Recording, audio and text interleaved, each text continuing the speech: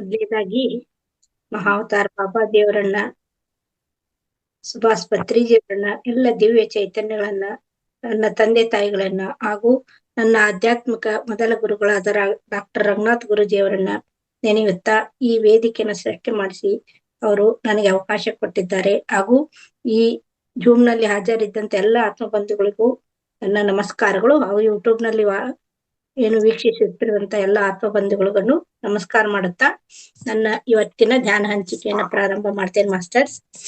ಇಂದು ನಾನು ಹಿಂದಿನ ತಿಂಗಳಲ್ಲಿ ತೆಗೆದುಕೊಂಡ ಮುಂದಿನ ಭಾಗವನ್ನ ಆರೋಗ್ಯಾಮೃತ ಅನ್ನೋದನ್ನು 2 ಅಧ್ಯಾಯ ಈಗಾಗಲೇ ನಾನು ತಿಳಿಸಿದ್ದೆ. ಬಸವಾನಂದ ಸ್ವಾಮೀಜಿಯವರು ಬರೆದಂತಹ ಪುಸ್ತಕ. ಈಗ 1ನೇ ಅಧ್ಯಾಯ ಆರೋಗ್ಯವೇ ಮಹಾಭಾಗ್ಯ ಅನ್ನೋದು, 2ನೇದು ನಮ್ಮ ಪಂಚ ಶುಚಿತ್ವಗಳನ್ನ ಯಾವ ರೀತಿ ನಾವು ಆರೋಗ್ಯವಾಗಿ ಇಟ್ಕೊಳ್ಬೇಕಂತ ಅನ್ನೋದ್ರ ಬಗ್ಗೆ ಈಗಾಗಲೇ ನಾವು ತಿಳ್ಕೊಂಡಿದ್ವಿ.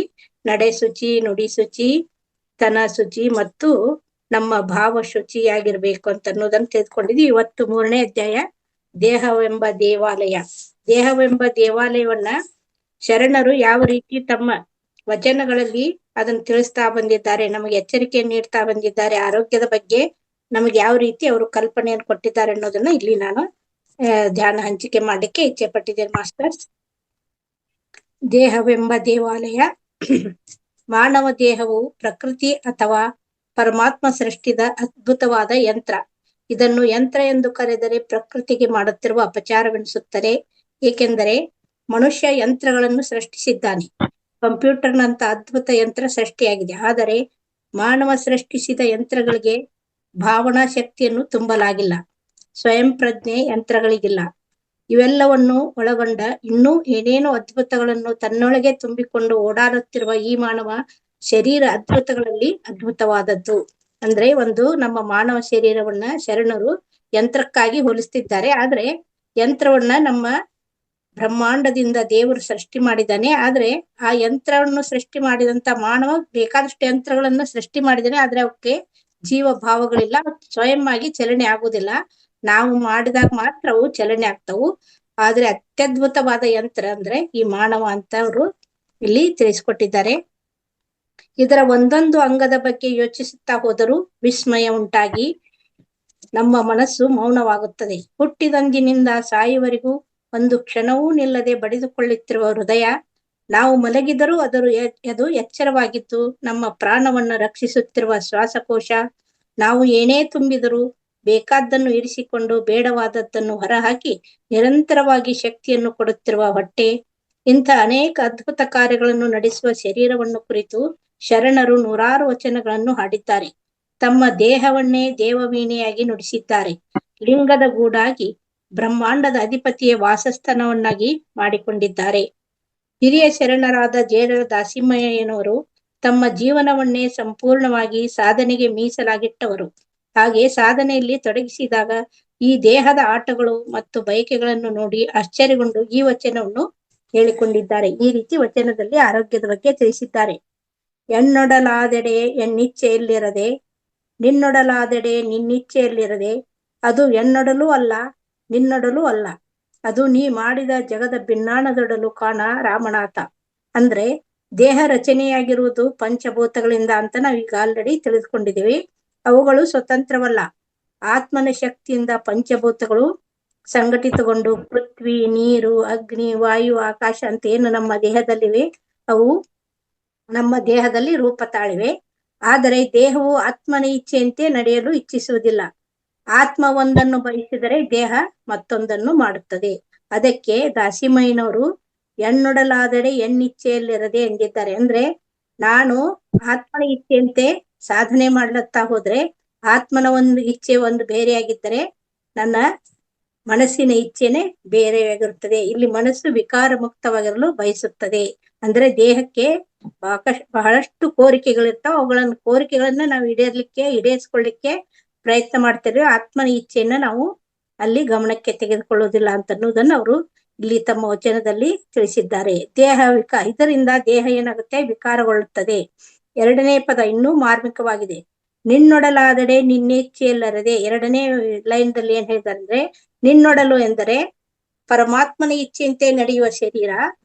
ಆ ಶರೀರ ಪರಮಾತ್ಮನ ಇಚ್ಛೆಯಂತೆ ನಡೆದರೆ ಅಥವಾ ಪರಮಾತ್ಮನ ಗುಣಗಳನ್ನು ಹೊಂದಿದ್ದರೆ ಅಂದ್ರೆ ಮರಣ, ಮೋಹ, ಆಸೆ ಮುಂತಾದವು ಇರಬಾರ್ದಾಗಿತ್ತು. ಈಗ ಪರಮಾತ್ಮನೇ ನಮ್ಮನ್ನ ಸೃಷ್ಟಿ ಮಾಡಿ ಕಳಿಸಿದಾನೆಂದ್ರೆ ಅಲ್ಲಿ ನಮ್ಗೆ ಯಾವ್ದು ವ್ಯಾಮೋಹ ಇರಬಾರ್ದಾಗಿತ್ತು, ನಮ್ಮ ಶರೀರಕ್ಕೆ ಮರಣನೂ ಇರಬಾರ್ದಾಗಿತ್ತು, ನಾವು ಅಜರಾಮರವಾಗಿ ಇರಬಾರ್ದಾಗಿತ್ತು. ಆದ್ರೆ ಅದು ಕೂಡ ಇಲ್ಲ. ಅದು ಶರೀರಕ್ಕೆ ಇವೆಲ್ಲವೂ ಇವೆ. ಆದುದರಿಂದ ಇದು ನಿನ್ನೊಡಲು ಅಲ್ಲ. ಹಾಗಾದರೆ ಇದು ಯಾರ ಒಡಲು? ಪರಮಾತ್ಮನೇ ಮಾಡಿದ ಜಗದ ಭಿನ್ನಾಣದ ಒಡಲು. ಅಂದ್ರೆ ಜಗದ ಭಿನ್ನಾಣ ಎಂದರೆ ಮಾಯೆ ಎಂದು ಅರ್ಥ. ಅಂದ್ರೆ ನಮ್ಮನ್ನ ಹುಟ್ಟಿಸುವಾಗ ಏನು ಕಳಿಸಿರ್ತಾನ, ಇಲ್ಲಿ ಬಂದ ತಕ್ಷಣ ನಾವು ಮಾಯೆಯಲ್ಲಿ ಒಳಗೊಂಡ್ ಬಿಡ್ತೀವಿ. ಮಾಯೆಯಲ್ಲಿ ಬಿದ್ದು ನಾವ್ ಯಾಕೆ ಬಂದಿದ್ದೇವೆ ಅನ್ನೋದನ್ನೇ ಮರ್ತು ಇಲ್ಲಿ ನಾವು ನಮ್ಮ ಶರೀರ ಬಾಧೆಗಳನ್ನ, ನಮ್ಮ ಕೋರಿಕೆಗಳನ್ನ ತೀರ್ಸ್ಕೊಳ್ಳಿಕ್ಕೆ ನಾವು ಪ್ರಯತ್ನ ಪಡ್ತಾ ಇರ್ತೇವೆ ಅಂತ ಅನ್ನೋದನ್ನ ಅವರು ತಮ್ಮ ವಚನದಲ್ಲಿ ತಿಳಿಸಿದ್ದಾರೆ. ಈ ಒಡಲನ್ನು ಹತೋಟಿಯಲ್ಲಿಡುವುದು ಕಷ್ಟ ಸಾಧ್ಯವೇ ಹೊರತು ಅಸಾಧ್ಯವಲ್ಲ. ನೋಡಿ, ಅದು ಕಷ್ಟ ಸಾಧ್ಯ ಅಂದ್ರೆ ಈ ರೀತಿ ನಮ್ ಕೋರಿಕೆಗಳನ್ನ ಬಿಟ್ಟಾಗ ನಾವು ಅದನ್ನ ಕಾಣಬಹುದು ಅಂತ ಹೇಳ್ತಾರೆ. ಅಂದ್ರೆ ಅದು ಕಷ್ಟ ಸಾಧ್ಯ, ಹೌದು, ಅದು ಕಷ್ಟ ಎಲ್ಲರಿಗೂ ಆಗುದಿಲ್ಲ. ಈಗ ನಾವು ಧ್ಯಾನಕ್ಕೆ ಬಂದಿದ್ದೇವೆ ಅಂದ್ರೆ ಎಲ್ಲರಿಗೂ ಧ್ಯಾನಕ್ಕೆ ಬರ್ಲಕ್ ಆಗುದಿಲ್ಲ. ಅದು ಅಸಾಧ್ಯವೂ ಅಲ್ಲ ಅಂತ ಹೇಳ್ತಾರೆ. ನೋಡಿ, ಎರಡೂ ಅರ್ಥದಲ್ಲಿ ಇರ್ತಾರೆ. ಕಷ್ಟ ಸಾಧ್ಯ ಹೌದು, ಆದ್ರೂ ಅಸಾಧ್ಯ ಅಲ್ಲ. ನಾವು ಮನಸ್ಸು ಮಾಡಿದ್ರೆ ಅದು ಎಲ್ಲರಿಗೂ ಸಾಧ್ಯ. ಹಾಗೆ ತಮ್ಮ ಶರೀರವನ್ನು ತಮ್ಮ ಹತೋಟಿಯಲ್ಲಿ ಇಟ್ಟುಕೊಂಡು ಆ ತನುವನ್ನೇ ಒಂದು ಸುಂದರ ತೋಟವನ್ನಾಗಿ ಮಾಡಿ ಆ ತೋಟಕ್ಕೆ ಸಮತೆ ಸೈರಣಗಳ ಬೇಲಿಯ ಕಟ್ಟಿ ಬಹು ಎಚ್ಚರಿಕೆಯಿಂದ ಆತ್ಮಾನಂದದ ಬೆಳೆಯನ್ನು ಬೆಳೆಯಬೇಕು ಅಂತ ಇಲ್ಲಿ ಅವರು ವಚನಗಳ ಮೂಲಕ ಶರಣರು ದಾಸಿಮಯ್ಯರು ತಿಳಿಸಿದ್ದಾರೆ. ಆಗ ಆತ್ಮ ತನ್ನ ನಿಜ ನಿವಾಸದಲ್ಲಿ ನೆಲೆಗೊಳ್ಳುವುದು. ಅಂದರೆ ಆತ್ಮ ಪ್ರಪಂಚದಲ್ಲಿ ವಿಹರಿಸುವುದು ಪಾಪದ ಅಂಶವೇ. ಆದರೆ ಆಗಲೂ ಮಾನವ ದೇಹ ನಿರ್ಮಾಣವಾಗುವುದಿಲ್ಲ. ಇತರೆ ಯಾವುದಾದರೂ ಜಡ ವಸ್ತುವಾಗಿಯೋ ಅಥವಾ ಪ್ರಾಣಿ ಪಕ್ಷಿಗಳ ಜನ್ಮದಲ್ಲಿ ಇರಬೇಕಾಗುವುದು. ಶುದ್ಧ ಪರಂಜಿಯಿಂದ ಹೇಗೆ ಆಭರಣ ಮಾಡಲು ಬಾರದೋ, ನೋಡಿ, ಈಗ ಬಂಗಾರದಿಂದ ಒಂದು ನಾವು ಆಭರಣ ಮಾಡ್ಬೇಕಾದ್ರೆ ಶುದ್ಧ ಬಂಗಾರ ಮಾಡ್ಲಿಕ್ಕೆ ಆಗುದಿಲ್ಲ. ಅದಕ್ಕೆ ಸ್ವಲ್ಪ ಆದ್ರೂ ಕೂಡ ಅದಕ್ಕೆ ಏನು ಮಿಕ್ಸ್ ಮಾಡ್ತಾರೆ, ಇತರೆ ಲೋಹಗಳನ್ನ ಮಿಶ್ರಣ ಮಾಡಿದಾಗ ಅದು ಆಭರಣ ಆಗ್ಲಿಕ್ಕೆ ಸಾಧ್ಯ. ಅದೇ ರೀತಿ ನಾವು ಪರಿಪೂರ್ಣ ಶುದ್ಧರಾಗಿ ಇರ್ಲಿಕ್ಕಿಲ್ಲ. ನಾವು ಏನು ಆತ್ಮದ ಮಾತನ್ನು ಕೇಳಿದಾಗ ಕೆಲವಾದ್ರೂ ನಮ್ಮ ಪಾಪ ಕರ್ಮಗಳು ಇರ್ತಾವು. ಅವನ್ನೇ ನಾವು ಇದ್ದಾಗ ಮಾತ್ರ ನಾವು ಮಾನವ ಜನ್ಮದಲ್ಲಿ ಬರ್ತೇವೆ, ಇಲ್ಲ ಅಂದ್ರೆ ಮಾನವ ಜನ್ಮ ಬರುದಿಲ್ಲ, ನಾವು ಉನ್ನತ ಆತ್ಮಕ್ಕೆ ಹೋಗ್ತೀವಿ ಅಂತ ಅನ್ನೋದನ್ನ ಇಲ್ಲಿ ಜೇಡರ ದಾಸಿಮಯ್ಯರು ತಿಳಿಸುತ್ತಾರೆ. ಇದೇ 2 ವಾಕ್ಯಗಳಲ್ಲಿ ಅಲ್ಲಮ ಪ್ರಭುಗಳು ದೇಹದ ಮೂಲ ಸ್ವಭಾವವನ್ನೇ ತೆರೆದಿಟ್ಟಿದ್ದಾರೆ. ಪ್ರತಿಯೊಬ್ಬ ಸಾಧಕನ ದೇಹಕ್ಕೂ ಅದರದೇ ಆದ ಇತಿಮಿತಿಗಳಿರುತ್ತವೆ, ದೌರ್ಬಲ್ಯಗಳು ಇರುತ್ತವೆ. ಈ ದೌರ್ಬಲ್ಯಗಳನ್ನು ಗೆಲ್ಲುವಾಗ ನಾವು ಜಾಣತನ, ಯುಕ್ತಿ ಬೇಕಾಗುತ್ತದೆ. ಈ ಯುಕ್ತಿ ತಿಳಿಯದೆ ಈ ಶರೀರವನ್ನು ಹೇಗೋ ಎಳೆದಾಡಿದರೆ ಅಥವಾ ಕಠಿಣವಾಗಿ ನಡೆಸಿಕೊಂಡರೆ ಕೊನೆಗೆ ನಾವೇ ನೋವನ್ನು ಅನುಭವಿಸಬೇಕಾಗುತ್ತದೆ. ಎಷ್ಟೋ ಜನ ಕಠಿಣ ತಪಸ್ಸನ್ನು ಆಚರಿಸಿ ದೇಹವನ್ನು ಬಳಲಿಸಿ ಏನನ್ನೂ ಪಡೆಯದೆ ನಿರಾಶರಾಗುತ್ತಾರೆ. ಇನ್ನೊಂದು ಕಡೆ ಭೋಗಜೀವಿಗಳು ಶರೀರವನ್ನು ಬಳಸಿಕೊಂಡು ಅತಿ ಭೋಗಿಗಳಾಗಿ ರೋಗವನ್ನು ತಂದುಕೊಂಡು ಹಿಂಸೆ ಪಡುತ್ತಾರೆ. ಅಲ್ಲಮ ಪ್ರಭುಗಳು ಮಿಗಬಾರದು, ಮಿಗದಿರಬಾರದು ಈ ಶಬ್ದಗಳ ಮೂಲಕ ಮಧ್ಯಮ ವರ್ಗವನ್ನು ನಿರೂಪಿಸಿರುತ್ತಾರೆ. ಗೌತಮ ಬುದ್ಧರು ವೀಣೆಯ ಉದಾಹರಣೆ ಮೂಲಕ ಈ ತತ್ವವನ್ನ ಇಲ್ಲಿ ತಿಳಿಸಿರುತ್ತಾರೆ. ಗೌತಮ ಬುದ್ಧರು ಕೂಡ ಈ ರೀತಿ ಉಪದೇಶಿಸಿದ್ದಾರೆ. ವೀಣೆಯ ತಂತಿ ಅತಿ ಸಡಿಲವಾದರೆ ಸ್ವರ ಹೊರಡುವುದಿಲ್ಲ, ಅತಿ ಬಿಗಿಯಾದರೆ ತಂತಿಗಳು ಹರಿದು ಹೋಗುತ್ತವೆ. ಸ್ವರ ಜ್ಞಾನವನ್ನು ಅರಿತು ಸರಿಯಾಗಿ ಶ್ರುತಿ ಮಾಡಬೇಕು. ಹಾಗೆ ಈ ದೇಹದ ಗುಣಗಳನ್ನು ಗೆದ್ದು ಆನಂದವನ್ನು ಪಡೆಯಬೇಕಾದ್ರೆ ಯುಕ್ತಿಯಿಂದ ಸಾಧನೆಯಲ್ಲಿ ತೊಡಗಬೇಕು. ಆಗ ಮಾತ್ರ ಈ ದೇಹವು ನಮ್ಮ ಹತೋಟಿಗೆ ಸಿಕ್ಕು ಆನಂದದ ನಿಲಯವಾಗುತ್ತದೆ. ಒಂದು ವೇಳೆ ಹೀಗೆ ಮಾಡದಿದ್ದರೆ ಈ ದೇಹವೆಂಬ ಬಂಡಿಯನ್ನು ನಡೆಸುತ್ತಿರುವುದು ಪಂಚೇಂದ್ರಿಯಗಳು ದೇಹದ ಮೂಲ ಉದ್ದೇಶವನ್ನೇ ಹಾಳುಗೆಡವಿಬಿಡಬಹುದು. ಅದನ್ನು ಮುಂದಿನ ವಚನದಲ್ಲಿ ಅಲ್ಲಮ ಪ್ರಭುಗಳು ಹೀಗೆ ನಿರೂಪಿಸಿದ್ದಾರೆ. ಈ ರೀತಿ ಈಗ ಗೌತಮ ಬುದ್ಧರು ಒಂದು ವೀಣೆಗೆ ಹೋಲಿಸಿ ಅದನ್ನ ನಮ್ಮ ದೇಹವನ್ನು ಯಾವ ರೀತಿ ಅಂದ್ರೆ ಸರಿಸಮಾಗಿ ಇರ್ಬೇಕು. ಅದು ಬಿಗಿಯಾಗಿ ನಾವು ಹಿಡಿದುಕೊಳ್ಬಾರ್ದು. ಜೀವನವನ್ನ ಅದನ್ನ ಸಡಿಲವಾಗಿ ಬಿಡಬಾರ್ದು. ಅದ್ಯಾವ ರೀತಿ ಇರುತ್ತೆ, ಅದು ಒಂದು ನಿಯಮ ಪ್ರಕಾರವಾಗಿ ಅದಕ್ಕೆ ನಡೆದುಕೊಂಡಾಗ ನಾವು ಎರಡೂ ಇರ್ಬೇಕು. ಸಮನಾಗಿದ್ದಾಗ ಮಾತ್ರ ನಮ್ಮ ದೇಹ ಅಲ್ಲಿರುವಂತಹ ಪಂಚೇಂದ್ರಿಯಗಳು ಸರಿಯಾಗಿ ಕೆಲಸ ನಿರ್ವಹಣೆ ಮಾಡಿ ನಮ್ಮ ದೇಹವು ಬರೇ ದೇಹ ಸ್ಥಿತಿ ಅಲ್ಲ, ನಾವು ವ್ಯಾಯಾಮ, ಧ್ಯಾನ ಇವನ್ನೆಲ್ಲ ಅಳವಡಿಸ್ಕೊಂಡಾಗ ನಾವು ಮುಂದೆ ಆನಂದವನ್ನ ಪಡೆಯಬಹುದು ಅಂತ ಅನ್ನೋದನ್ನ ಇಲ್ಲಿ ಗೌತಮ ಬುದ್ಧರು ತಿಳಿಸಿದ್ದಾರೆ. ಮುಂದೆ ಅಲ್ಲಮ ಪ್ರಭುಗಳು ಕಾಲುಗಳೆರಡು ಗಾಲಿ ಕಂಡಯ್ಯ, ದೇಹವೆಂಬುದು ತುಂಬಿದ ಬಂಡಿ ಕಂಡಯ್ಯ, ಬಂಡಿಯ ಹೊಡೆಯುವರೈವರು ಮಾಣಿಸರು, ಒಬ್ಬರಿಗೊಬ್ಬರು ಸಮ ನಿಲ್ಲವಯ್ಯ, ಅದರಿಚ್ಚೇನರಿದು ಒಡೆಯದಿರ್ದಡೆ ಇದರಚ್ಚು ಮುರಿಯಿತ್ತು ಗಹೇಶ್ವರ ಅಂತ ಹೇಳಿದ್ದಾರೆ. ಅಂದ್ರೆ ನಮ್ಮ ದೇಹದ ಒಂದು ದೇಹ ಒಂದು ತುಂಬಿದ ಬಂಡಿ, ಕಾಲುಗಳೇ ಚಕ್ರಗಳು. ಇದನ್ನು ನಡೆಸುತ್ತಿರುವವರು 5 ಜನ. ವಿಚಿತ್ರವಲ್ಲವೇ? ಒಂದು ಬಂಡಿಯನ್ನು ಒಬ್ಬರೇ ನಡೆಸುವುದು ವಾಡಿಕೆ, ಒಬ್ಬರೇ ನಡೆಸಬೇಕು ಕೂಡ. ಅಂದರೇನೆ ಬಂಡಿ ಸುರಕ್ಷಿತವಾಗಿ ನಡೆಯುತ್ತದೆ. ಕುಳಿತುಕೊಳ್ಳುವವರು ಎಷ್ಟೇ ಜನರಿರ್ಲಿ, ಆದರೆ ಬಂಡಿಯನ್ನು ನಡೆಸುವವರು ಒಬ್ಬರು ಮಾತ್ರ ಇರಬೇಕು. ಆದರೆ ಈ ದೇಹವೆಂಬ ಬಂಡಿಯನ್ನು 5 ಮಾಣಿಸರು ಅಂದರೆ 5 ಇಂದ್ರಿಯಗಳು ನಡೆಸುತ್ತವೆ. ಆತ್ಮ ಒಬ್ಬ ಇದಕ್ಕೆ ಮಾಲೀಕ. ಈ ಬಂಡಿಯಲ್ಲಿ ಪ್ರಯಾಣ ಮಾಡುತ್ತಿದ್ದಾನೆ. ಆತ್ಮ ಒಬ್ಬನೇ ಇಲ್ಲಿ ಪ್ರಯಾಣ ಮಾಡುತ್ತಿದ್ದಾನೆ. ಈ ಬಂಡಿಯಲ್ಲಿ ನಡೆಸುವವರು ಮಾತ್ರ 5 ಜನ ಅಂತ ಹೇಳ್ತಾರೆ. ಈ ಮಾಲೀಕ ಬೇರೆ ಮಾಲೀಕರಂತೆ ಗಲಾಟೆ ಮಾಡುವವನಲ್ಲ, ತನ್ನದೇ ನಡೆಯಬೇಕೆಂಬ ಹಠ ಹಿಡಿಯುವವನಲ್ಲ. ಹೀಗಾಗಿ 5 ತಮ್ಮ ಇಚ್ಛೆ ಬಂದಂತೆ ನಡೆಸುತ್ತಾರೆ. ಅದರ ಇಚ್ಛೆ ನರಿಯದ ಹೊಡೆಯದಿರ್ದಡೆ ಇದರಚ್ಚು ಮುರಿಯಿತ್ತು ಗಹೇಸರ ಅಂತ ಏನೋ ಹೇಳಿದಾರೆ. ಅಂದ್ರೆ ಆತ್ಮನ ಇಚ್ಛೆ ಅಂದ್ರೆ ಆತ್ಮನ ಇಚ್ಛೆಯನ್ನು ಅವನು ಹೇಳುದಿಲ್ಲ, ಇದೇ ರೀತಿ ನಡೆಯಿರಿ ಅಂತ ಅವನು ಅಪ್ಪಣೆ ಮಾಡುದಿಲ್ಲ ಆತ್ಮ. ಆದ್ದರಿಂದ 5 ಇಂದ್ರಿಯಗಳೇನು ತಮ್ಮ ಇಚ್ಛೆಯಂತೆ ನಡೆಯೋದ್ರಿಂದ ಆತ್ಮನ ಇಚ್ಛೆಯನ್ನು ಅವರು ಅರ್ಥ ಮಾಡಿಕೊಳ್ಳೋದಿಲ್ಲ. ತುಂಬಾ ಕಷ್ಟ. ಕಾರಣವೇನೆಂದ್ರೆ ಇಲ್ಲಿ ಮನಸ್ಸು ತಮ್ಮ ಮತ್ತೊಬ್ಬ ಸುಳ್ಳು ವಾರಸುದಾರ, ಅಂದ್ರೆ ಮನಸ್ಸೇ ವಾರಸುದಾರರು, ಅಲ್ಲಿ ಆತ್ಮ ನಮ್ಮ ವಾರಸುದಾರ ಈ ದೇಹಕ್ಕೆ ಅನ್ನೋದನ್ನ ಮರ್ತು ಬಿಟ್ಟು ನಾವು ಮನಸ್ಸೇ ನಮ್ಮ ವಾರಸುದಾರ, ಚಂಚಲವಾದ ಮನಸ್ಸೇ ನಮ್ಮ ಮಾಲೀಕ ಅಂತ ತಿಳಿದುಕೊಂಡು ಅವು ಪಂಚ ಏನು ನಡೆಸ್ತಾ ಇರ್ತಾವಲ್ಲ ರಥವನ್ನ, ಬಂಡಿಯನ್ನ, ಅವರೆಲ್ಲರೂ ಗಲಾಟೆ ಮಾಡಿ ತಮ್ಮ ಅನುಚರಾದ ಇಂದ್ರಿಯಗಳ ಮಾನಸಿಕರಿಗೆ, ಅಂದ್ರೆ ಇಂದ್ರಿಯಗಳೇ ಮನಸ್ಸು ನಿಜ ಮಾಲೀಕನೆಂದು ತಿಳಿದು ಹರ್ಷೋನ್ಮುಖವಾಗಿ ಬಂಡಿಯನ್ನು ನಡೆಸುತ್ತವೆ. ಅದು ಅಲ್ಲದೆ ಒಬ್ಬರಿಗೊಬ್ಬರು ಸುಮ್ಮನಿಲ್ಲ. ನಾಲಿಗೆ ತನ್ನದೇ ನಡೆಯಬೇಕೆನ್ನುತ್ತದೆ, ಕಣ್ಣು ತನ್ನದೇ ನಡೆಯಬೇಕೆನ್ನುತ್ತದೆ, ಚರ್ಮ ತನಗಿಷ್ಟ ಬಂದದ್ದನ್ನೇ ಹಚ್ಚಬೇಕು, ನನಗೆ ಅದನ್ನೇ ಹೊದಿಸಬೇಕು ಎಂದು ಗಲಾಟೆ ಮಾಡುತ್ತದೆ. ಈ ಎಲ್ಲ ಇಂದ್ರಿಯಗಳ ಉಳಿವಿನಲ್ಲಿ ನಿಜ ಮಾಲೀಕನ ಇಚ್ಛೆ ಅರ್ಥವೇ ಆಗುವುದಿಲ್ಲ. ನಿಜ ಮಾಲೀಕ ಅಂದ್ರೆ ಇಲ್ಲಿ ಆತ್ಮ ಅವನ ಇಚ್ಛೆ ಈಡೇರುವುದಿಲ್ಲ ಅಂತ ಇಲ್ಲಿ ತಿಳಿಸ್ತಾರೆ.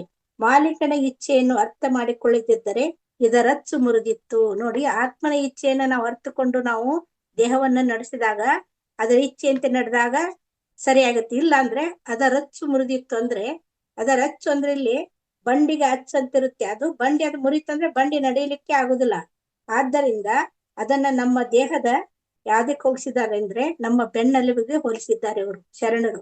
ಇದು ನಾವು ಆ ರೀತಿ ಮಾಡದೇ ಇದ್ರೆ ನಾವೇನಾಗುತ್ತೆ, ನಮ್ಮ ಬೆನ್ನೆಲುಬು ಅಂದ್ರೆ ಅದಕ್ಕೆ ತೊಂದರೆ ಆಗಿ ನಮಗೆ ರೋಗ ಬರುವಂತ ಅವಕಾಶಗಳು ಇದೆ ಅಂತ ಇಲ್ಲಿ ತಿಳಿಸ್ತಾರೆ. ಇಡೀ ಬದುಕನ್ನೇ ಈ ಮುಂದೆ ಬಸವಣ್ಣನವರು ಯಾವ ರೀತಿ ವಚನದಲ್ಲಿ ತಿಳಿಸಿದ್ದಾರೆ, ಇಡೀ ಬದುಕನ್ನೇ ಲಿಂಗಮಯವನ್ನಾಗಿ ಮಾಡಿಕೊಳ್ಳುವ ಕಲೆಯನ್ನು ಕಲಿಸಿದವರು ಬಸವಣ್ಣನವರು. ಬದುಕು ಪ್ರಸಾದಮಯವಾಗಲು ಶರೀರ ಹಸನಾಗಬೇಕಲ್ಲವೇ?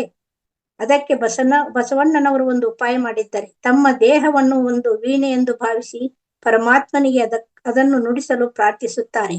ಆ ಪ್ರಾರ್ಥನೆ ಹೀಗಿದೆ: ಎನ್ನ ಕಾಯವ ದಂಡಿಗೆ ಮಾಡಯ್ಯ, ಎನ್ನ ಶಿರವ ಸೋರೆಯ ಮಾಡಯ್ಯ, ಎನ್ನ ನರವ ತಂತಿಯ ಮಾಡಯ್ಯ, ಎನ್ನ ಬೆರಳ ಕಡ್ಡಿಯ ಮಾಡಯ್ಯ, ಬತ್ತೀಸರಾಗವ ಹಾಡಯ್ಯ, ಉರದಲೊತ್ತಿ ಬಾರಿಸು ಕೂಡಲ ಸಂಗಮ ದೇವ ಅಂತಂದ್ರೆ ಅವರ ದೇಹವನ್ನು ಯಾವ ರೀತಿ ವೀಣೆಗೆ ಹೋಲಿಕೆ ಮಾಡಿಕೊಂಡಿದ್ದಾರೆ ಅಂದ್ರೆ ಅದೇ ರೀತಿ ನಮ್ಮ ದೇಹವನ್ನು ನಾವು ಗಮನಿಸ್ಬೇಕು.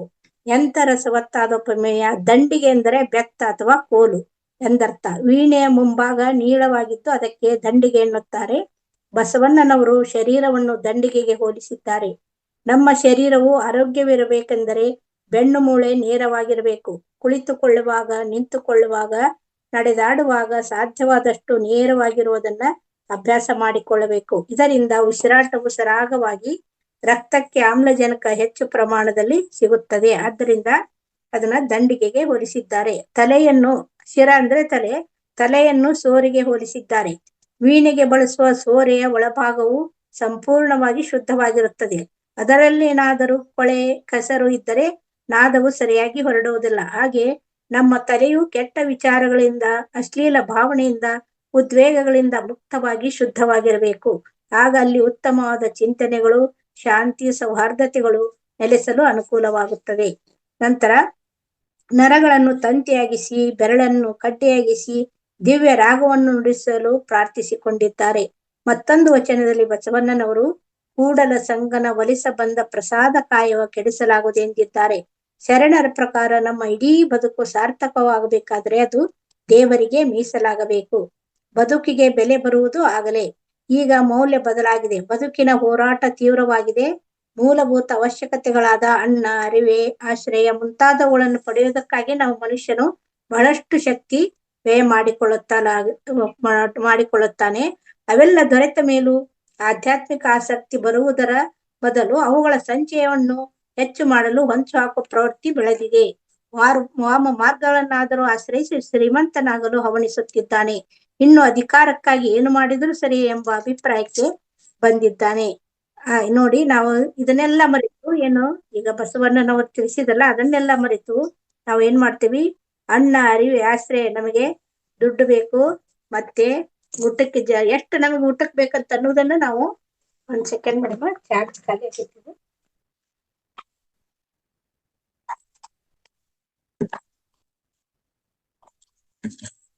ಅದನ್ನೇ ಮರ್ತ್ ಬಿಟ್ಟಿರ್ತೀವಿ. ಅದನ್ನೇನ್ ಮಾಡ್ತೀವಿ, ಪಡ್ಕೊಳ್ಳಿಕ್ಕೆ ಅದನ್ನೇ ಪ್ರಯತ್ನ ಮಾಡ್ತಾ ಇರ್ತೀವಿ. ಆದ್ರೆ ಅದು ಸಿಕ್ಕಾಗೂ ಕೂಡ ನಾವ್ ಏನ್ ಮಾಡ್ತೀವಿ, ನಮಗೆ ತೃಪ್ತಿ ಇರುದಿಲ್ಲ. ಅದನ್ನ ಯಾವ ರೀತಿ ಕಾಯ್ಕೊಳ್ಬೇಕು, ಇನ್ನೂ ಹೆಚ್ಚು ಹೆಚ್ಚಬೇಕು, ಇನ್ನೂ ಶ್ರೀಮಂತರಾಗ್ಬೇಕು, ಎಲ್ಲರಲ್ಲಿ ಇದ್ದದಕ್ಕಿಂತ ನನ್ನಲ್ಲಿ ಜಾಸ್ತಿ ಇರ್ಬೇಕಂತಂದು ಅತಿ ಆಸೆಯಿಂದ ಏನ್ ಮಾಡ್ತೀವಿ ನಾವು ಅದರ ಕಡೆಗೆನೆ ಶಕ್ತಿ ಕೊಡ್ತೀವಿ. ಅದೇ ಹೆಚ್ಚು ಪ್ರಾಶಸ್ತ್ಯವನ್ನು ಅದಕ್ಕೆ ಕೊಟ್ಟ. ಸ್ವಲ್ಪ ಸೆಂಟ್ರಲ್ ಬನ್ನಿ, ಸರ್, ಕ್ರಾಸ್ ಅಲ್ಲಿ ಇದೆ. Okay madam. ಈ ರೀತಿ ನಾವೇನ್ ಮಾಡ್ತೀವಿ, ಅದಕ್ಕೆ ನಾವು ಹೆಚ್ಚು ಪ್ರಾಶಸ್ತ್ಯವನ್ನು ಕೊಡ್ತೀವಿ. ನಾವು ನಮ್ಮ ದೇಹಕ್ಕೆ ಪ್ರಾಶಸ್ತ್ಯವನ್ನು ಕೊಡುವುದಿಲ್ಲ ಅಂತಂದಿಲ್ಲಿ ಅವರು ತಿಳಿಸಿದ್ದಾರೆ. ಬಸವಣ್ಣನವರು ಇದನ್ನ ಒಪ್ಪೋದಿಲ್ಲ. ಉಳಿದ ಪ್ರಾಣಿಗಳಿಗಿಂತಲೂ ವಿಶೇಷ ಮೆದುಳನ್ನು, ಬುದ್ಧಿಶಕ್ತಿಯನ್ನು ಹೊಂದಿರುವ ಮಾನವ ಆತ್ಮದ ಬಗ್ಗೆ ಚಿಂತಿಸದೆ ಹೋದರೆ, ಪರಮಾತ್ಮನನ್ನು ಅರಿಯಲು ಪ್ರಯತ್ನಿಸದಿದ್ದರೆ ಅಂಥವನ ಹಾಳು ಮತ್ತು ಶರೀರ ವ್ಯರ್ಥವೆಂಬುದು ಅವರ ಅಭಿಪ್ರಾಯ. ಆತ್ಮ ಜಾಗೃತಿ ಇಲ್ಲದ ಭೌತಿಕ ಬಾಳು ಎಷ್ಟಿದ್ದರೂ ಗೋಳು ಎಂದು ಬಸವಣ್ಣನವರು ನಿಶ್ಚಿತ ಅಭಿಪ್ರಾಯ ಇದ್ರೆ. ಅಂದ್ರೆ ನಮಗೆ ಎಷ್ಟೊಂದು ಆಸ್ತಿ ಇದ್ರೂ ಕೂಡ ಅದು ನಮ್ಮ ಆರೋಗ್ಯ ಇಲ್ಲ ಅಂದ್ರೆ ಅದೆಲ್ಲ ಹಾಳು ಅಂತ ಅವರು ತಿಳಿಸಿರ್ತಾರೆ. ಇನ್ನು ಅನೇಕ ಮಹಾದೇವಿ ಅಕ್ಕನವರು ಯಾವ ರೀತಿ ತಮ್ಮ ವಚನದ ಮೂಲಕ ನಮ್ಮ ಶರೀರದ ಒಳಗಿನ ಕೊಳೆಯನ್ನು ದರ್ಶನ ಮಾಡಿಸಿ ಪರಮಾತ್ಮನನ್ನು ಅರಿಯಲು ಕರೆ ಕೊಡುವುದು ಹೀಗಿದೆ. ಅಮೇಧ್ಯದ ಮಡಿಕೆ, ಮೂತ್ರದ ಕುಡಿಕೆ, ಎಲುವಿನ ತಡಿಕೆ, ಕೀವಿನ ಹಡಿಕೆ, ಸುಡಲಿ ದೇಹವ ಒಡಲು ಮಿಡಿದ ಕೆಡಬೇಡ, ಚನ್ನಮಲ್ಲಿಕಾರ್ಜುನ ನರಿ ಮರುಳೆ ಅಂತ ಇಲ್ಲಿ ಅವರು ಅಕ್ಕ ಮಹಾದೇವಿ ತಿಳಿಸ್ತಾರೆ. ದೇಹವೇ ತಾನು, ದೇಹದ ಗುಣಗಳೇ ತನ್ನವು ಎಂದು ಬದುಕುವರು ಕೋಟ್ಯಾನುಕೋಟಿ ಜನ ದೇಹದ ಮೇಲೆ ನೋಡಿ ವ್ಯವಹರಿಸುತ್ತಾರೆ. ಅಂದರೆ ಮಹಾತ್ಮರು, ಶರಣರು ದೇಹದ ಒಳವಕ್ಕು ಸತ್ಯ ದರ್ಶನವನ್ನು ಮಾಡುತ್ತಾರೆ. ಅಮೇಧ್ಯದ ಮಡಿಕೆ, ಮೂತ್ರದ ಕುಡಿಕೆ ಅಂದ್ರೆ constipation is the mother of all disease ಅಂತ ನಾವು ಏನ್ ಕೇಳ್ತೀವಿ, ಅದು ಅಮೇಧ್ಯದ ಮಡಿಕೆ ಅಂದ್ರೆ ಎಲ್ಲರಿಗೂ ಕೂಡ ಏನು ಮಲಬದ್ಧತೆಯ ರೋಗಗಳು ಬಹಳಷ್ಟು ಜನರಿಗೆ ನಾವು ಕಾಣ್ತೇವೆ. ಈಗ ಈ ಸಮಸ್ಯೆ ಮನುಷ್ಯನನ್ನು ಕಾಡಿದಷ್ಟು ಬೇರೆ ಪ್ರಾಣಿಗಳನ್ನು ಕಾಡುವಂತೆ ಕಾಣುವುದಿಲ್ಲ. ಇದಕ್ಕೆ ಅನೇಕ ಕಾರಣಗಳಿವೆ. ಇದಕ್ಕೆಲ್ಲ ಕಾರಣಗಳು ಯಾವುದಂದ್ರೆ, ಮೊದಲನೆಯದು ನಮ್ಮ ಆಹಾರ ಪದ್ಧತಿ. ಮಾನವನ ಪ್ರಧಾನ ಆಹಾರ ಪ್ರಪಂಚದ ಯಾವುದೇ ಭಾಗದಲ್ಲಿರಲಿ ಎಲ್ಲರೂ ಕೂಡ ಈಗ ನಾವು ಬೇಯಿಸಿದ ಆಹಾರವನ್ನೇ ಜಾಸ್ತಿ ಊಟ ಮಾಡುತ್ತೇವೆ. ನಿಸರ್ಗದತ್ತ ಆಹಾರದಿಂದ ಆಧುನಿಕ ಮಾನವ ಬಹಳ ದೂರವಾಗುತ್ತಿದ್ದಾನೆ. ಆಹಾರ ಪದಾರ್ಥಗಳನ್ನು ಬೇಯಿಸುವುದರಿಂದ ನೈಸರ್ಗಿಕ ರುಚಿ ಸತ್ವ ಹೊರಟು ಹೋಗಿ ಅದಕ್ಕೆ ರುಚಿ ಕೊಡಲು ಮತ್ತೆ ನಾವೇನ್ ಮಾಡ್ತೀವಿ, ಉಪ್ಪು, ಖಾರ, ಹುಳಿ, ಸಿಹಿ, ಎಣ್ಣೆ ಮುಂತಾದವುಗಳನ್ನು ಸೇರಿಸಬೇಕಾಗುತ್ತದೆ. ಹಾಗೆ ಮಸಾಲೆ ಪದಾರ್ಥಗಳನ್ನು ಸೇರಿಸಿದಾಗ ಆಹಾರವು ಹೆಚ್ಚು ರುಚಿಯಾಗಿ ನಾಲಿಗೆಯನ್ನು, ಮೂಗನ್ನು ಆಕರ್ಷಿಸುತ್ತದೆ. ಆಗ ಸಹಜವಾಗಿ ಮಾನವ ತನ್ನ ಪಚನದ ಕ್ಷಮತೆಗಿಂತಲೂ ಹೆಚ್ಚು ತಿನ್ನುತ್ತಾನೆ. ರುಚಿಯಾಗಿದೆ ಅಂತಂದು ನಾವು ನಮ್ಗೆ ಎಷ್ಟು ಬೇಕೋ ಅಷ್ಟು ತಿನ್ನುವುದರ ಲಿಮಿಟ್ ಮೀರಿ ನಾವು ಆಹಾರವನ್ನ ಸೇವನೆ ಮಾಡ್ತೀವಿ. ಶರೀರವು ಇವನ್ನು ತಿಂದದ್ದನ್ನೆಲ್ಲ ಜೀರ್ಣಿಸಿ ಹೊರಹಾಕಲು ವಿಫಲವಾಗಿ ಉಳಿದ ಆಹಾರವು ಕೊಬ್ಬಾಗಿ ಅಥವಾ ಮಲವಾಗಿ ಮಾರ್ಪಟ್ಟು ಶರೀರದ ಬೇರೆ ಬೇರೆ ಭಾಗಗಳಲ್ಲಿ ಸಂಗ್ರಹವಾಗುತ್ತದೆ. ವಿಶೇಷವಾಗಿ ದೊಡ್ಡ ಕರಳು ಮಲದ ಭಾಂಡದೇ ಅಮೇಧ್ಯದ ಮಡಿಕೆ ಅಂತ ಅಲ್ಲಿ ಅಕ್ಕ ಮಹಾದೇವಿಯವರು ಮಹಾದೇವಿ ಅಕ್ಕ ತಿಳಿಸಿದ್ದಾರೆ. ಉಳಿದ ಮಲವು ಕೊಳೆತು ರಕ್ತವನ್ನು ದೂಷಿಕೊಳ್ಳುತ್ತದೆ.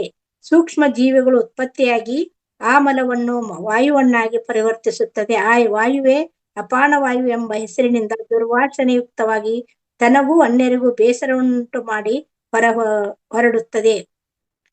ಈಗ ಇದು ದೌರ್ಬಲ್ಯಗೊಂಡು ದೊಡ್ಡ ಕರಳು ಅಶಕ್ತವಾಗಿ ವಾಯು ಮೇಲ್ಮುಖವಾಗಿ ಸಂಚರಿಸಿ ಹೊಟ್ಟೆಯಲ್ಲಿ ತುಂಬಿಕೊಳ್ಳಬಹುದು.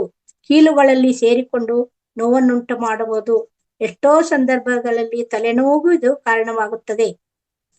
ಆಧುನಿಕ ವೈದ್ಯಶಾಸ್ತ್ರ ಇದಕ್ಕೆ ಗ್ಯಾಸ್ ಟ್ರಬಲ್ ಅಥವಾ ಗ್ಯಾಸ್ಟ್ರಿಕ್ ಟ್ರಬಲ್ ಎಂಬ ಹೆಸರಿಟ್ಟು ಹೊಟ್ಟೆ ಖಾಲಿ ಬಿಡಬೇಡಿ, ಆಗಾಗ ಸ್ವಲ್ಪ ಸ್ವಲ್ಪ ಆದ್ರ ಆಹಾರವನ್ನ ಹೊಟ್ಟೆಗೆ ಹಾಕುತ್ತಲೇ ಇರಿ ಎಂದು ಹೇಳುತ್ತಾರೆ. ನಾವು ಗ್ಯಾಸ್ಟ್ರಿಕ್ ಆಗಿತ್ತು ಅಂದ ತಕ್ಷಣ ಡಾಕ್ಟರ್ ಏನ್ ಹೇಳ್ತಾರೆ, ನಮಗೆ ಆಹಾರ ಹೆಚ್ಚು ಪ್ರಮಾಣ ಸೇವಿಸಿ ನಮಗೆ ಗ್ಯಾಸ್ ತೊಂದರೆ ಆಗಿರ್ತದೆ ಅನ್ನೋದನ್ನ ಮರೆತು ಮತ್ತೆ ವೈದ್ಯರಲ್ಲಿ ಹೋದಾಗ ನೀವು ಖಾಲಿ ಹೊಟ್ಟೆ ಬಿಡಬೇಡ್ರಿ, ಗ್ಯಾಸ್ ಆಗುತ್ತೆ, ಮತ್ತೆ ನೀವು ಆಗಾಗ ತಿಂತಾ ಇರಿ ಅಂತ ಅವರು ನಮಗೆ ಸಲಹೆಯನ್ನು ಕೊಡ್ತಾರೆ. ನಮ್ಮ ನಾಲಿಗೆ ಚಪಲತೆ ಬಲಿಯಾಗಿ ಪದೇ ಪದೇ ತಿಂದು ಆರೋಗ್ಯವನ್ನು ಇನ್ನೂ ನಾವು ಹೆಚ್ಚಾಗಿ ಕೆಡಿಸ್ಕೊಳ್ತೇವೆ ಅಂತ ತಿಳಿಸಿದ್ದಾರೆ. ಇದು ಎರಡನೇದು. ಇನ್ನ ಶ್ರಮರಹಿತ ಜೀವನ.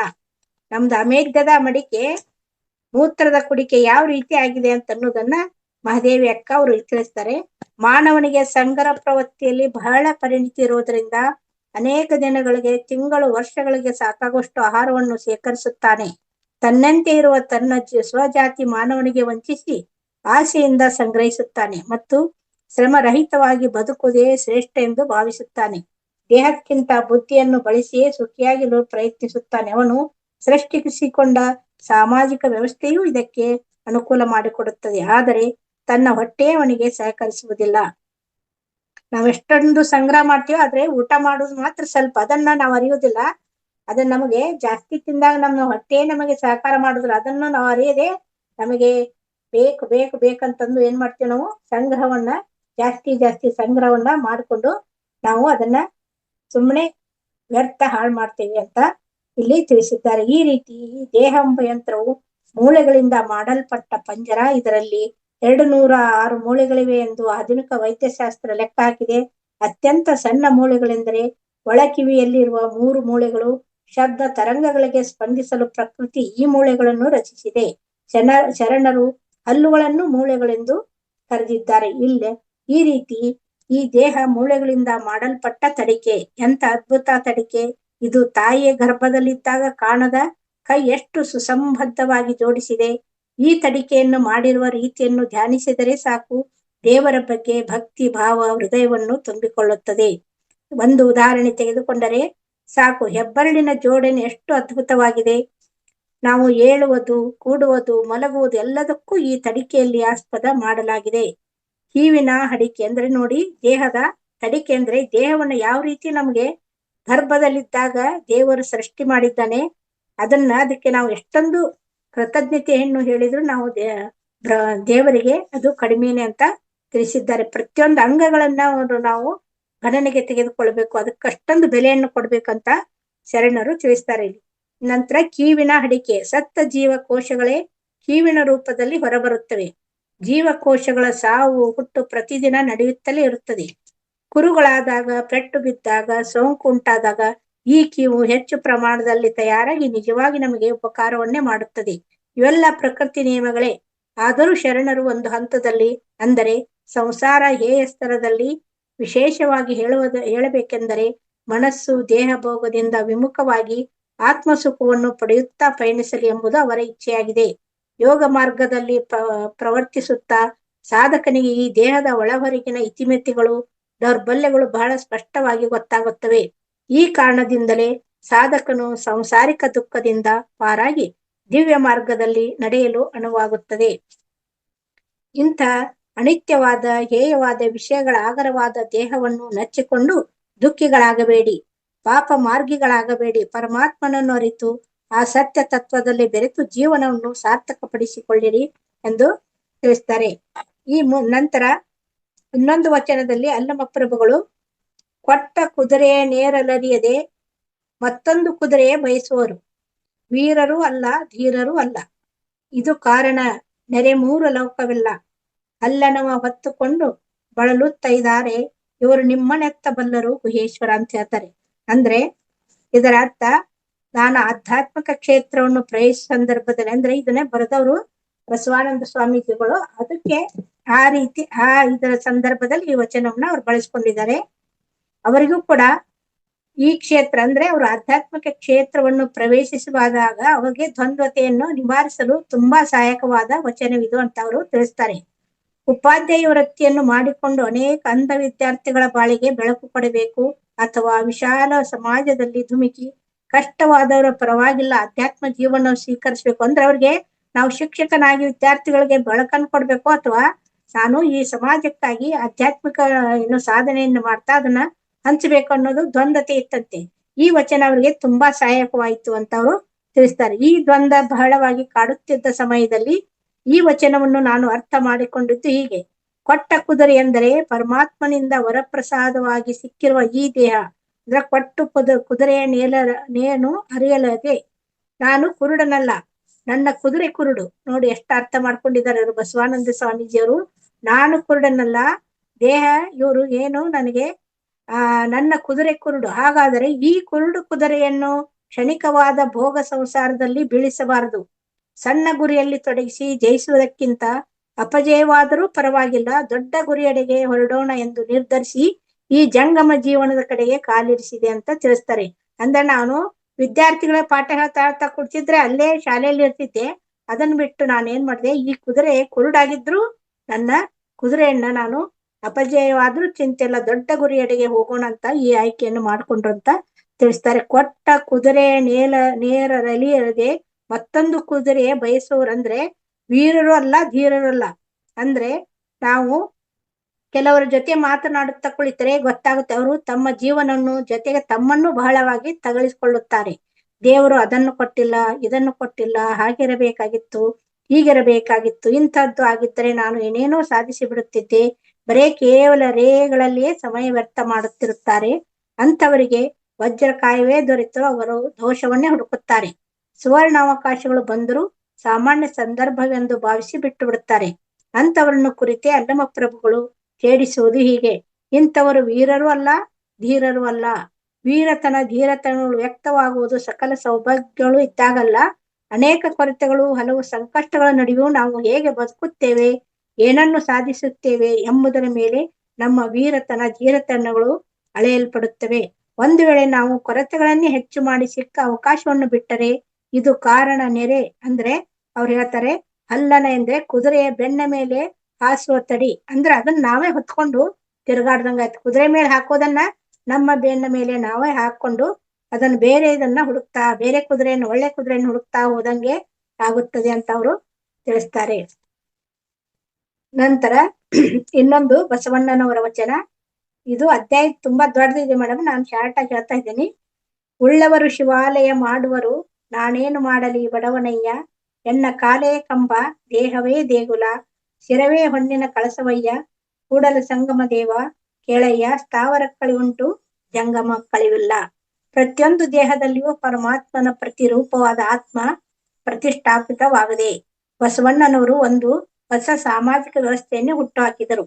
ಜಾತಿ ಭೇದವನ್ನು, ಇತರೆ ಭೇದಗಳನ್ನು ಸೃಷ್ಟಿಸಿ ಸಮಾಜದ ಅನೇಕ ಜನರನ್ನು ಹೊರಗಿಟ್ಟು ಶೋಷಿಸುತ್ತಿದ್ದ ಗುಡಿ ಸಂಸ್ಕೃತಿಯನ್ನು ನಿರಾಕರಿಸಿದರು. ಹಣವಿದ್ದವರು ಗುಡಿ ಕಟ್ಟಿಕೊಳ್ಳಲಿ, ಕಟ್ಟಿಯೇ ಕಟ್ಟುತ್ತಾರೆ, ನಾನು ಬಡವ ಏನು ಮಾಡಲಿ, ಅದಕ್ಕಾಗಿ ನನ್ನ ದೇಹವನ್ನೇ ದೇವಾಲಯವನ್ನಾಗಿಸುತ್ತೇನೆ ಎನ್ನುತ್ತಾರೆ ಬಸವಣ್ಣನವರು. ಆದ್ರೆ ನಿಜವಾಗಿ ಬಸವಣ್ಣನವರು ಬಡವರಾಗಿದ್ದಿಲ್ಲ. ಅವ್ರೇನಾಗಿದ್ರು, ನಿಜವಾಗಿ ಬಡವರಾಗಿರಲಿಲ್ಲ. ಅವರು ಒಂದು ರಾಜ್ಯದ ಪ್ರಧಾನಮಂತ್ರಿ. ಅವರಿಗೆ ಗಡಿ ಕಟ್ಟೋದು ಕಷ್ಟವಿರಲಿಲ್ಲ. ಆದ್ರೂ ಕೂಡ ಅದನ್ನ ತ್ಯಜಿಸಿ ಅವ್ರೇನ್ ಮಾಡಿದ್ರು, ಎಲ್ಲ ಜಾತಿಯವರು ಒಂದುಗೂಡಿಲ್ಲ ಅಂತ ಅನ್ನುವಂಗೆ ಈ ದೇಹವನ್ನೇ ದೇವಾಲಯವನ್ನಾಗಿ ಮಾಡಿ ಅದನ್ನ ಅವರು ಹುಡುಗಿ ಹೋದ ಧ್ವನಿಗಳಿಗೆ ಧ್ವನಿಯಾಗಿಸಿದ್ದಾರೆ. ಕಾಲನ್ನು ಕಂಬವನ್ನಾಗಿಸಿ, ಶಿರವನ್ನು ಹೊನ್ನ ಕಳಸವಾಗಿಸಿ, ದೇಹವನ್ನು ದೇವಾಲಯವನ್ನಾಗಿ ಮಾಡಿ ಪರಮಾತ್ಮನಿಗೆ ಸಮರ್ಪಿಸಿದ್ದಾರೆ. ಈ ರೀತಿ ವಚನವನ್ನು ಏಕೆ ಹೇಳಿದ್ದಾರೆ ಅಂದ್ರೆ, ಇಂದು ನಮಗೆ ದೇಹ ದೇವಾಲಯವೆಂದು ಅನಿಸುತ್ತಿಲ್ಲ, ಕಾಲುಗಳು ಕಂಬವಾಗಿಲ್ಲ, ತಲೆಯಂತೂ ಗದ್ದಲದ ಗೂಡಾಗಿದೆ. ಈ ಸಮಸ್ಯೆಯಿಂದ ಹೊರಬರಲು ಶರಣರ ಬದುಕನ್ನು ವಿಶ್ಲೇಷಿಸಿ ನೋಡಬೇಕು. ಶರಣರಿಗೆ ಬದುಕು ಎಷ್ಟು ಪ್ರಿಯವಾಗಿತ್ತೆಂದರೆ, ಆರೋಗ್ಯಪೂರ್ಣವಾದ ದೇಹ, ಪ್ರಫುಲ್ಲಿತವಾದ ಮನಸ್ಸು, ಪ್ರಶಾಂತವಾದ ತಲೆ. ಇನ್ನೇನು ಬೇಕು ಹೇಳಿ, ನಾವು ಈ ಸ್ಥಿತಿಯನ್ನು ಪಡೆಯಬಹುದೇ? ಖಂಡಿತವಾಗಿ ಪಡೆಯಬಹುದು. ಎಲ್ಲಕ್ಕಿಂತ ಮೊದಲು ಕಾಲನ್ನು ಕಂಬವಾಗಿಸೋಣ, ಅಂದರೆ ಪರಿಶ್ರಮದ ಜೀವನವನ್ನು ನಡೆಸೋಣ. ನಿಸರ್ಗೋಪಚಾರಕರು ಹಿಂದಿ ಭಾಷೆಯ ಒಂದು ವ್ಯಾಖ್ಯಾನವನ್ನು ಆಗಾಗ ಹೇಳುವುದನ್ನು ಕೇಳಿದ್ದೇವೆ: ಪಾವ್ ಗರಂ ಪೇಟ್ ನರಂ, ಸಿರ್ ಟಂಡ ವೈದ್ಯಕೋ ಮಾರೋ ದಂಡ. ಅಂದ್ರೆ ಇದರರ್ಥ ಕಾಲು ಬಿಸಿಯಾಗಿರಬೇಕು, ಹೊಟ್ಟೆ ಮೃದುವಾಗಿರಬೇಕು, ತಲೆ ತಣ್ಣಗಿರಬೇಕು. ಇದರಿಂದ ಏನಾಗುತ್ತೆ, ವೈದ್ಯನಿಗೆ ನಾವು ಮೊರೆ ಹೋಗುವ ಅವಶ್ಯಕತೆನೇ ಇಲ್ಲ, ನಮ್ಮ ಸ್ಥಿತಿ ಚೆನ್ನಾಗಿರ್ತದೆ ಅಂತ ಹೇಳಿದ್ದಾರೆ. ಆದ್ರೆ ಈಗ ಅದರ ಬದಲು ನಮ್ದು ಈಗ ಏನಾಗಿದೆ, ಪಾವ್ ಗರಂ ಆಗೋದ್ರ ಬದಲು ಪಾವ್ ನರಂ ಆಗಿದೆ, ಪೇಟ ನರಂ ಆಗೋದ್ರ ಬದಲು ಪೇಟ ಪತ್ತರಾಗಿದೆ, ಶಿರ ಗರಂ ಆಗಿದೆ, ನಡೆಯದೆ, ಓಡದೆ, ವ್ಯಾಯಾಮ ಮಾಡದೆ, ಪ್ರತಿ ಬಾರಿ ವಾಹನಗಳನ್ನು, ಲಿಫ್ಟ್ ಅನ್ನು ಬಳಸಿ ಕಾಲು ಮೃದುವಾಗಿದೆ. ಹಸಿವನ್ನು ನೋಡದೆ, ಸಮಯವನ್ನು ನೋಡಿ, ರುಚಿಯನ್ನು ನೋಡಿ, ನಾವು ಊಟ ಮಾಡದೆ ಪೇಪರು, ಟಿವಿ, ಮನೆ ಸಮಸ್ಯೆಗಳನ್ನು ನೋಡಿ ನೋಡಿ ತಲೆ ಬಿಸಿಯಾಗಿರುತ್ತದೆ. ಏನು ವೈದ್ಯರು ಬರಬೇಕಾಗುತ್ತದೆ ಎಂದು ಅವರು ಹೇಳ್ತಾರೆ. Hands and legs, hearts and lungs, use them or lose them ಅಂತ ಇಲ್ಲಿ ಅವರು ಈ ಒಂದು ವಾಕ್ಯದಲ್ಲಿ ಹೇಳ್ತಾರೆ. ಅಂದ್ರೆ ಕೈ ಕಾಲು ಹೃದಯ ಶ್ವಾಸಕೋಶಗಳು ಉಪಯೋಗಿಸಿ, ಇಲ್ಲವಾದರೆ ಕಳೆದುಕೊಳ್ಳಿ. ನಾವು ಒಂದು ಸರಿಯಾಗಿ ಉಪಯೋಗಿಸ್ಕೊಳ್ದಿದ್ರೆ ಏನ್ ಮಾಡ್ತೀವಿ, ನಾವು ಎಲ್ಲವನ್ನು ಕಳೆದುಕೊಳ್ಬೇಕಾಗುತ್ತದೆ. ನಂತರ ಶರಣರ ಇನ್ನೊಂದು ವಚನ, ಕಾಯಕದಲ್ಲಿ ನಿರತನಾದರೆ, ನಮ್ದು ಇನ್ನೂ ಎಷ್ಟೊತ್ತು ಮೇಡಮ್? ನಮ್ದು 7:35 ಐತಲ್ಲ. ಮೇಡಮ್. ಆಯ್ತು, ಇದೊಂದು ವಚನ ಹೇಳಿ ಇಲ್ಲಿ ಮುಗಿಸ್ತೀವಿ. ಮುಂದೆ ಮತ್ತೆ ಕಂಟಿನ್ಯೂ ಮಾಡ್ತೇವೆ ಮೇಡಮ್ ಮುಂದಿನ ಅಧ್ಯಾಯ. Okay madam. ಕಾಯಕದಲ್ಲಿ ನಿರತನಾದರೆ ಗುರು ದರ್ಶನವನ್ನಾದರೂ ಮರೆಯಬೇಕು, ಲಿಂಗ ಪೂಜೆಯಾದರೂ ಮರೆಯಬೇಕು, ಜಂಗಮ ಮುಂದಿದ್ದರೂ ಹಂಗು ಹರಿಯಬೇಕು. ಕಾಯಕವೇ ಕೈಲಾಸವಾದ ಕಾರಣ ಅಮರೇಶ್ವರ ಲಿಂಗ ಅವಾಯಿತ್ತು ಕಾಯಕದೊಳಗು ಅಂತ ಅವರು ಕಾಯಕ ಇದ್ದಾಗ ನಾವು ಯಾರು ಬಂದ್ರು ನಾವು ಮರಿಬಾರ್ದು ಅಂತ. ಪರಮಾತ್ಮನಾದರೂ ಕಾಯಕವನ್ನು ಮಾಡಿಯೇ ತೀರಬೇಕು ಎನ್ನುತ್ತಾರೆ ಕ್ರಾಂತಿಕಾರಿ ಬಸವಣ್ಣನವರು. ಹೌದು, ಈ ಸೃಷ್ಟಿಯನ್ನು ಗಮನಿಸಿದರೆ ಕೋಟ್ಯಾಂತರ ವರ್ಷಗಳಿಂದ ಕ್ಷಣವೂ ಎಡಬಿಡದೆ ಕಾಯಕ ನಡೆಯುತ್ತಿದೆ. ಭೂಮಿ ತಿರುಗುತ್ತಿದೆ, ನೀರು ಹರಿಯುತ್ತಿದೆ, ಸೂರ್ಯೋದಯವಾಗುತ್ತಿದೆ, ಗಾಳಿ ಬೀಸುತ್ತಿದೆ. ಒಂದು ಕ್ಷಣವೂ ವಿಶ್ರಾಂತಿ ತೆಗೆದುಕೊಂಡಿಲ್ಲ. ಆದ್ರೆ ನಾವು ಮಾತ್ರ ವಿಶ್ರಾಂತಿಯನ್ನು ಕೇಳ್ತೇವೆ. ಕೆಲಸ ಮಾಡಿದ ತಕ್ಷಣ ಏನ್ ಮಾಡ್ತೀವಿ, ನಮಗೆ ರೆಸ್ಟ್ ಬೇಕಂತ, ವಿಶ್ರಾಂತಿ ಬೇಕಂತ ಕೇಳ್ತೇವೆ. ಆದ್ರೆ ವಿಶ್ರಾಂತಿ ಸಮಯವನ್ನು ಹೊರತುಪಡಿಸಿ ನಾವು ಬಾಕಿ ಸಮಯದಲ್ಲಾದರೂ ನಮ್ಮ ಆತ್ಮೋದ್ಧಾರಕ್ಕಾಗಿ, ಸಮಾಜದ ಒಳಿತಿಗಾಗಿ ಕಾಯಕ ಮಾಡುತ್ತಿರಬೇಕು.